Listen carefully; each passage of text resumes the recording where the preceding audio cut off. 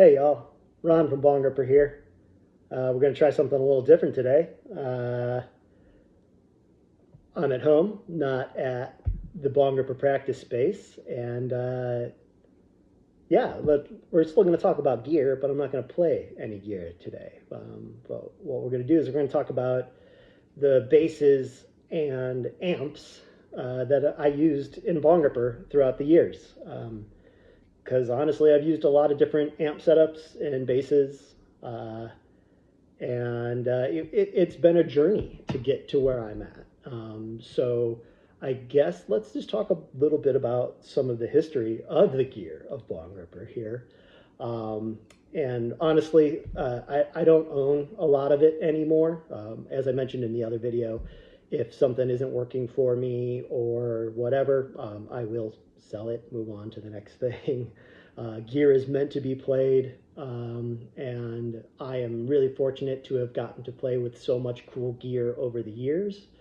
But honestly, I have recordings of all of these different things and setups that I got to use over the years.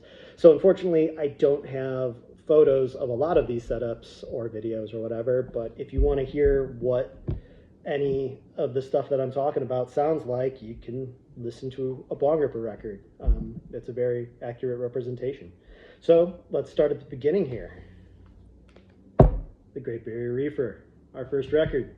I was playing a Ibanez ATK 305 5-string bass that at the time I would just raise the action up as high as I could and then detune the strings. I played that bass into a Hughes & Kettner bass 400 with matching 4x10 cabinets. For the recording, I probably only used one of the 410s, but for all the shows, I always brought both. And honestly, the ATK and the Hughes & Kettner rig was my main rig for the Great Barrier Reefer, all of the early Bongripper shows, and also Hippie Killer, Glare, whatever. So I was still using the Ibanez ATK 305 and the Hughes & Kettner bass 400 for Hippie Killer. I did restring the bass at that point. I wasn't just detuning it and raising the action at that point. I'm pretty sure I was using a labella for the heavy string. I want to say it was around 155 at the time, but truly I don't recall. But yeah, so that was the Ibanez ATK 305 5-string with a Hughes & Kettner bass 400, and that was my rig for the first couple albums. And then I realized that I was probably going to keep playing in Bongripper. It seemed like we were going to keep doing this, so I should move on to a bass that I liked playing more. So my uncle and I actually made a handful of basses when I was a teenager. He's a carpenter, and we made four basses and two guitars. I have all but one. Nick from Bongripper has the guitar, one of the guitars, and I'll bring them all in here and talk about those another day. But I switched over to what we call the TRP 5-string. That was the name that we used, TRP Customs. But at that point, I switched over to the TRP Custom 5-string.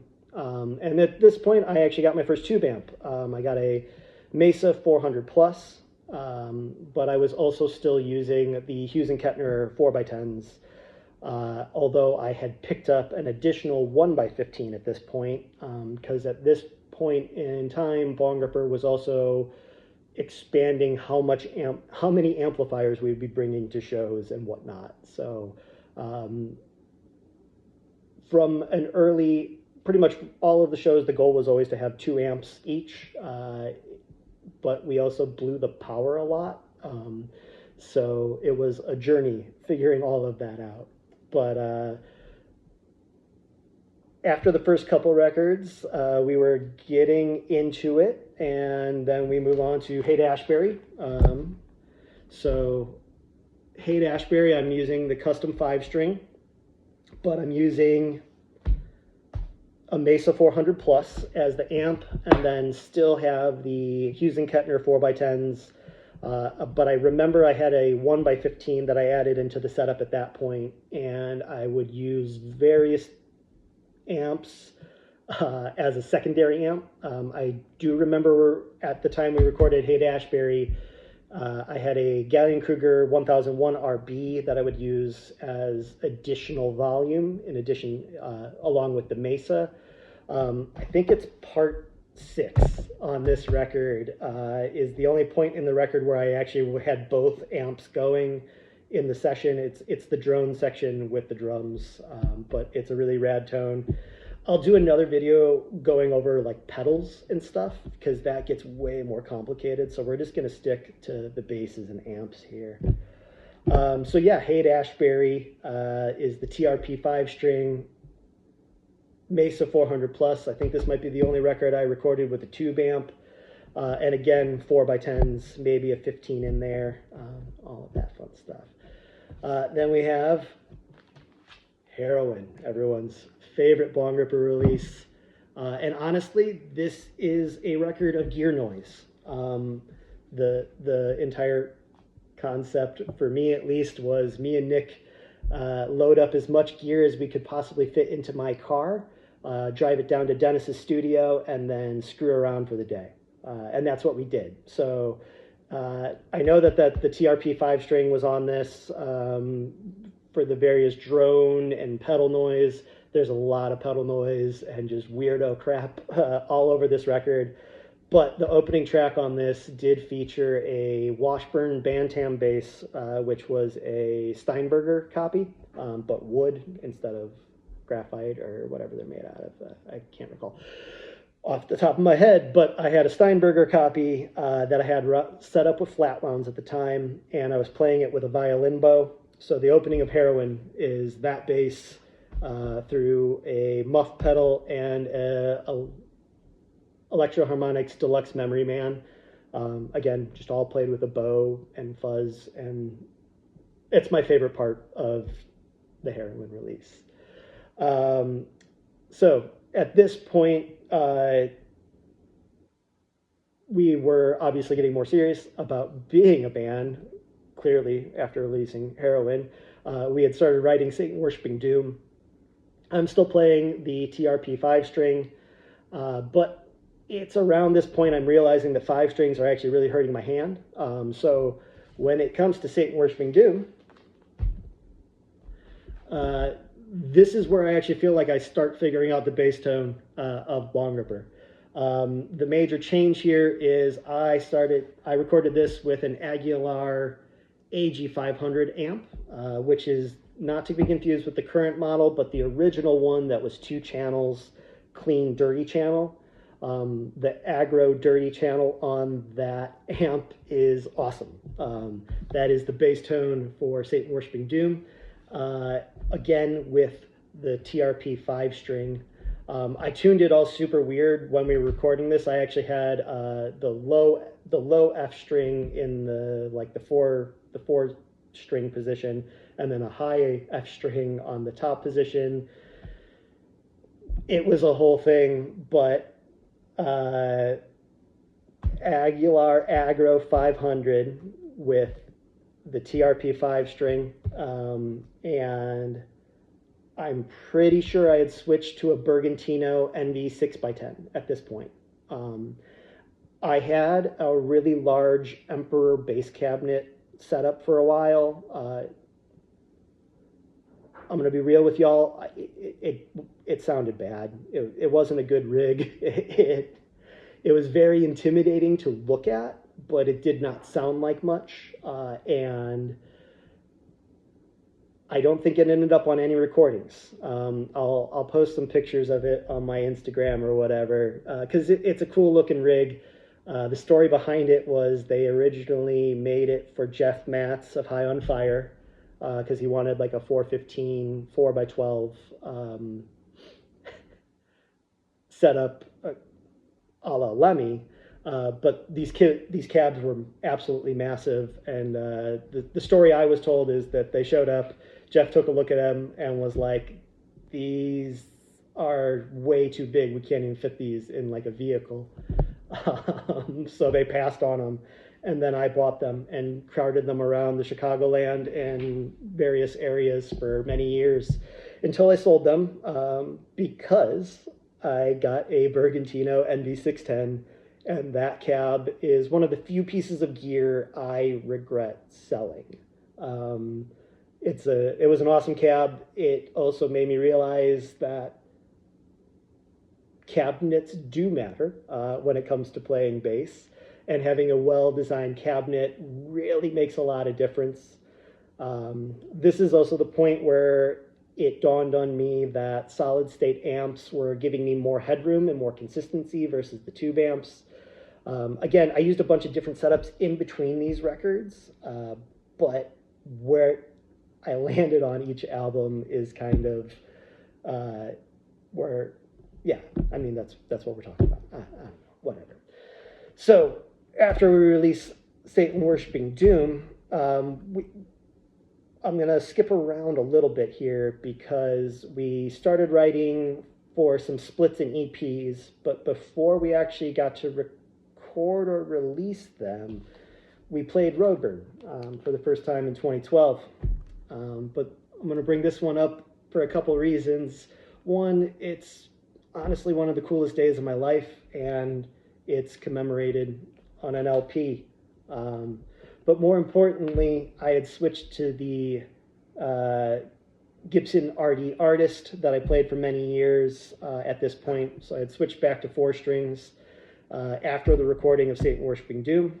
The live rendition of this is slower than the album, and in my opinion, the superior speed. When we play any of the songs from Satan Worshipping Doom, we're playing them at this tempo, so in a way, this almost feels like a definitive version of the record for me. But amp-wise, I was using a Ampeg SVT 4 Pro, and I believe just a classic SVT. Although I can't recall off the top of my head if I had just used both 810s. Yeah, I think I used both 810s with the 4 Pro. And it was actually really funny because Roadburn is an incredible festival. They really treat their artists well. It's the first time I had been overseas. Honestly, like right here, this at the time was the biggest show I had ever played. Prior to this night, I had maybe played to 200 people at a time. Mostly in like basements and small venues. So to be on a huge stage at the O13 venue in the Netherlands, mind-blowing. But yeah, I had 2 810s on stage, and I'm pretty sure there was an SVT and a 4 Pro. And when everyone's talking to me about what I wanted, I'm like, oh, I know it's weird, but I just really need a solid state amp. And they're like, well, we have all of the vintage SVTs that you could want. I'm like, I love them. They're great, but like I tune really low and I just need more headroom. So yeah, I'm a weirdo. Solid state amps are awesome, but here we are. At Roadburn, while not the Satan Worshipping Doom set, we did play a couple songs that had not yet been released, specifically song Fisting from our split with Hate. So now this is also the Gibson RD Artist, but by now I had already switched away from the Aguilar to a Sun 1200S, which you can see right here on our split with Conan, Zero Talent here. And also the sex tape snuff film recording here. All of these were done with about the same gear. Gibson RD Artist, the Sun 1200S, and that is the Fender era solid state amp one from the late 90s. They also are awesome amps. Another of my favorite of all time amplifiers, they do have a problem with an internal heat sink in them, which needs to be corrected. Otherwise, they will go up in black smoke, which happened to my first one, and several of my friends who bought them after hearing mine. They corrected them on the Fender version, but ultimately it's a really awesome amp, but it's overly complicated. There are better options out there, but it's a cool amp if you can find one. I haven't looked for one in a minute. So yeah, we're on the Gibson RD Artist, playing 4 strings, playing solid state amps. I'm using a Bergantino ND610 at this point, and we're playing a lot of basement shows. So I am just trying to be as loud as possible. And I guess I'm skipping around here. We're playing basement shows, but getting to play in the Netherlands and overseas taught me that PAs can be awesome, and the PA can be your friend. So it was about that point that I realized that embracing the PA and not fighting it was a very important aspect of delivering a good show to whatever room I'm going to be in. So immediately after playing those Roadburn sets, I came home and played a show to about 10 people in a basement on the south side of Chicago, using the same gear that I always use, and like having to run extension cords up through ceilings and all of this. But I still wanted it to be as massive as it could be, as if I was on a big stage or whatever. So that's kind of when I started the journey into figuring out how to get extended low end without the PA, and that's where we landed on the Tyrant cabs eventually. And I shouldn't even say eventually, because we're pretty much, oh wait, no, we did miss one. I forgot one. Meat Ditch, our 3-inch CD collab with Winners in Osaka, the noise group. So that actually was the first recording I had done with a 4-string bass. I had used one of the custom basses my uncle and I made, tuned to F standard through a Sanford and Sonny Bluebeard fuzz. This is the only recording Bongripper has done in which my main bass tone is a fuzz pedal. Everything else is an overdrive pedal as the main tone. And we'll dive into that another day, because this is already getting long. But anyways, Gibson RD Artist, Sun 1200S Bergantino cabs, Miserable. That was the rig at the time I recorded Miserable. And that's what I was using for a lot of those years. The Sun 1200S eventually led me to an Ampeg SVT 2P preamp. And at this point, I also had a custom preamp from Dunwich amplification called the Mostly Harmless preamp. It's out in the world someplace. It is a piece of gear I let go. It's another one that I regret. But that preamp into a 3,800 watt power amp, Carvin DCM 3800L, was what I used when we recorded Terminal. At this point, right after we had recorded Miserable, I switched to the EGC. And this is the first studio recording in which I have the EGC. And then this is also that Dunwich Mostly Harmless preamp. Again, I had already actually moved over to the Tyrant for these. I'm getting ahead of myself. We've got a lot of records, guys. Like, this is confusing. That's why I have them out here for us, or for myself. I don't know, whatever. I skipped one because the first recording I ever did with the EGC was Bongripper Miserable Live at Roadburn in 2015.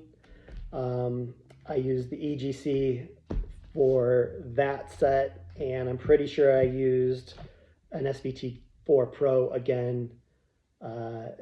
That's also when I learned that the EGC was a much different instrument than the RD due to the hollow construction of it. It was much more prone to feedback, and I had to almost relearn how to play on the fly. So if you want to hear that, that's it. You can hear that there.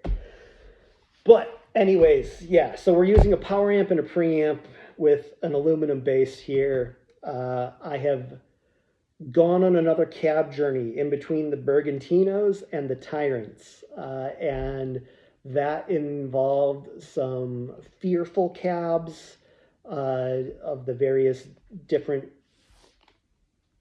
fancy designed low frequency driver stuff, and a lot of that got kind of implemented into the Tyrant cabs that I talked about in the other video. Again, sorry that had bad audio, but whatever. I'm a bass player, not a recording engineer. All right. We're moving on. Our most recent record, Empty, that is the EGC, and then a Dark Glass M900, so the Microtubes 900, and again, one of those Tyrant 2x15s. That's the sound, that's the record, or it's not the record. That is the gear I used on that. And frankly, that's my favorite tone that we've recorded so far in Bongripper. If you're wanting to understand what all of it sounds like, give the records a listen. If you want to hear what that EGC and Dark Glass sound like live, I was using it also on Soul Crusher 2022 here. You can see it on the 810 because I use an 810 when we travel. They're easy, they make sense. All the records are falling over here because there's too many, so I got to put them back away. Anyways, I hope this was entertaining to listen to or something, and thanks for tuning in. I'll talk more about gear and records or something another day. All right, y'all. Have a good one.